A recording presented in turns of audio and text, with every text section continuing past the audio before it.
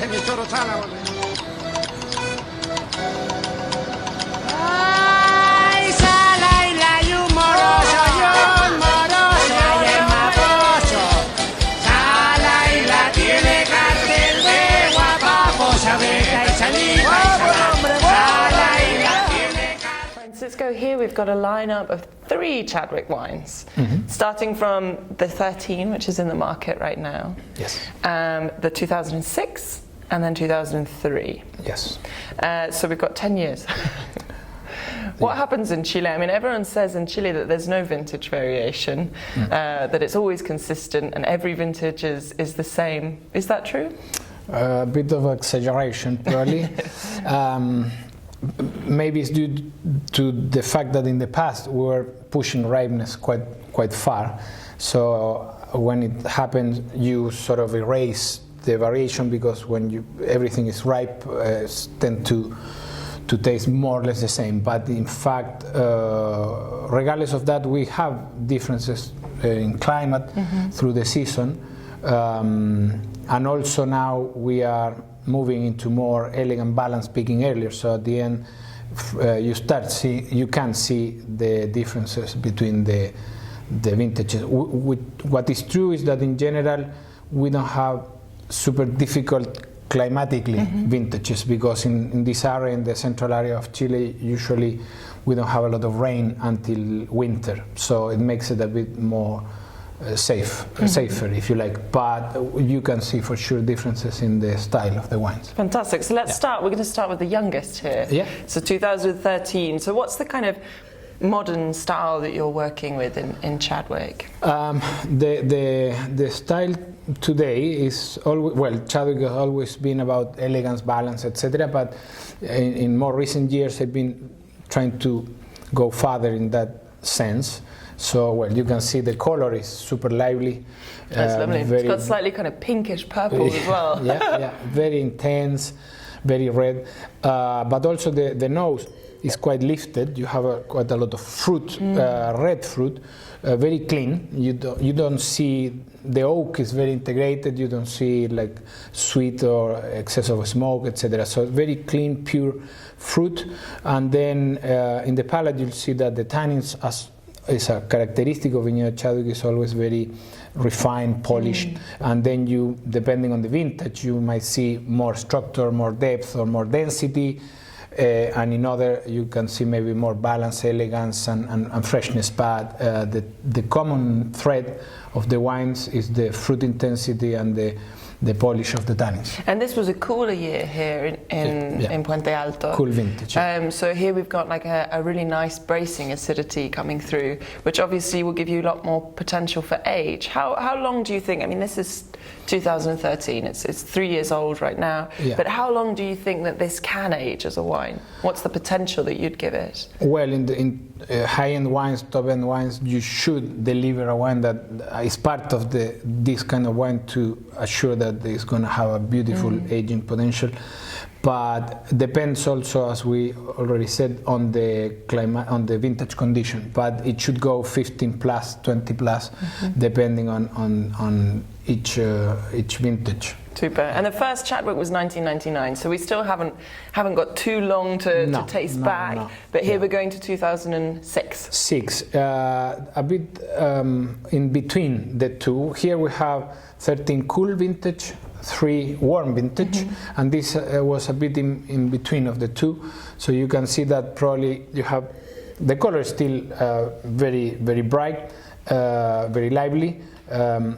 But you have a bit more of the balsamic note and a little bit more of like cedar, tobacco also, and a bit more of the black fruit maybe compared with the 13 that is all fresh red fruit. But good structure also, and you can see that the tannin again is very polished and very refined. fine. Yeah. And there's a difference here in terms of harvest as well. This would be harvested a little bit later. 6, yes.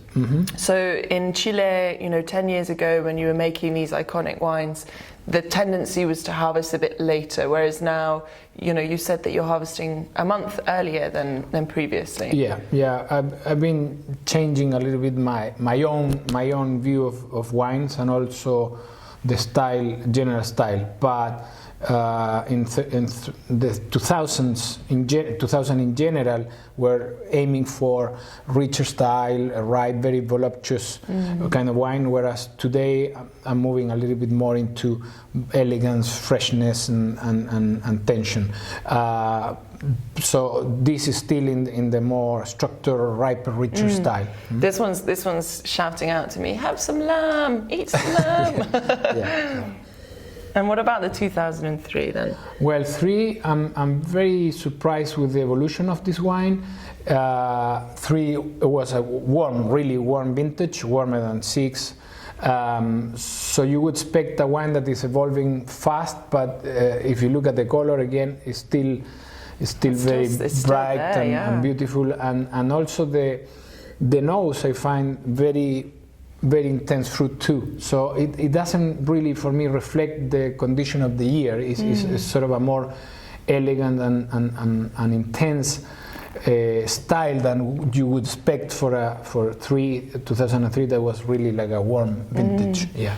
And the nose, it's really expressive. Yeah. You have a little bit of the dry leaf of the balsamic cedar, but with a lot of red fruit, more similar to 13. Even for a warm year, we picked earlier. We protect the fruit, and I think we got away. Probably this is why the good terroir perform good in bad years is when you see, or difficult years is when you see the good terroirs.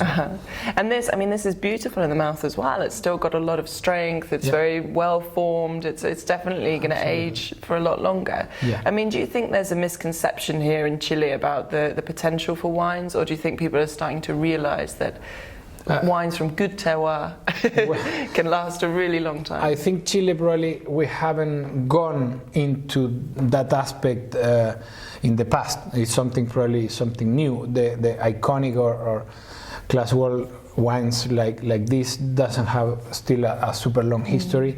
So probably we were not promoting that as part of the wine. So, but today it is, and we also kept some old vintages to sell later, and it's very important in this kind of wines to show, of course, the aging potential. And this is 13-year-old and it's still like a baby. Yeah, absolutely.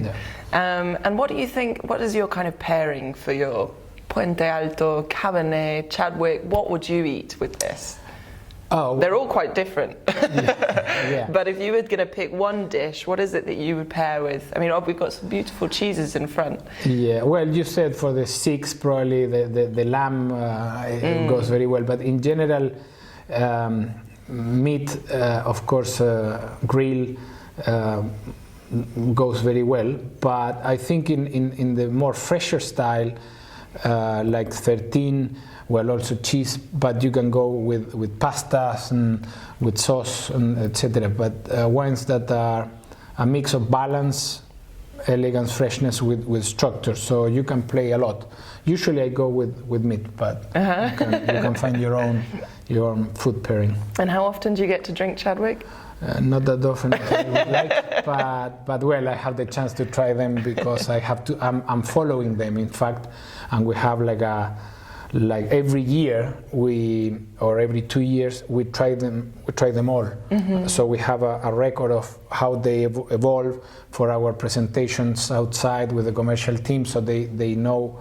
They ask me what should I use, etc. So because we're doing a lot of presentation events and promotion on the aging potential, so I have to try them very often. And what's your standout year then? If you were going to pick one harvest, the best of them all so far, what's your standout year that you would say that's the one that you should stockpile in your cellar? In terms of the vintage itself, like a beautiful year, I prefer cool vintages. So 13 is that kind of vintage condition. But if you ask me to pick what I think is the best Chadwick and the style that represents me more today, I would keep 14 that we don't have here, but it's going to be releasing soon in a couple of months.